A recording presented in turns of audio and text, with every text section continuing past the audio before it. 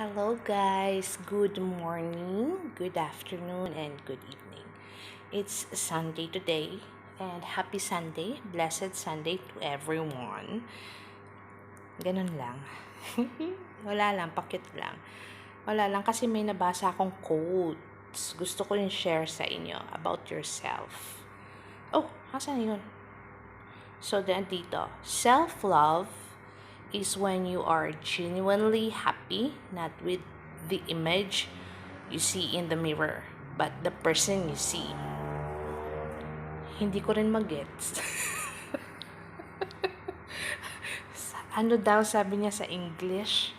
Okay, let me check sa Tagalog. Okay, so ganito yon. Pero maganda siya, di ba?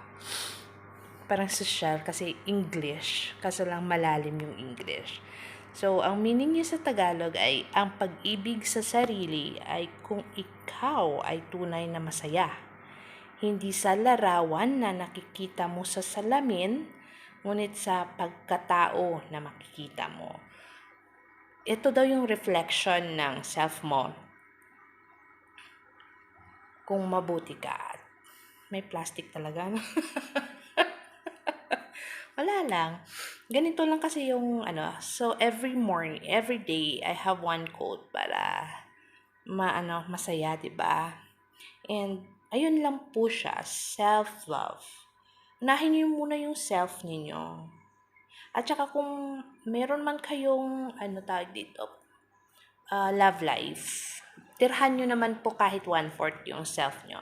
Because through experience po masakit pag mawala siya. Hindi naman ako naging tanga. Naging abnormal. Pero mabilis lang po tayo, dapat mabilis lang tayo maka-move on. So, kasi, pag love mo yung self mo, hindi ka naman magiging self-centered. Kumbaga, bigyan mo lang ng yung self mo.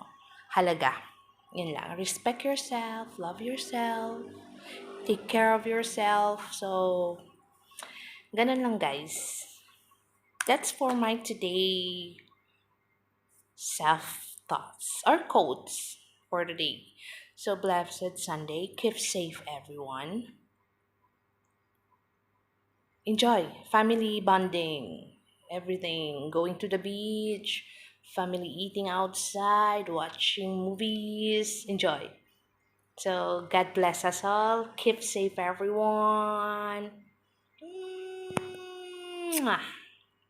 Thank you for watching.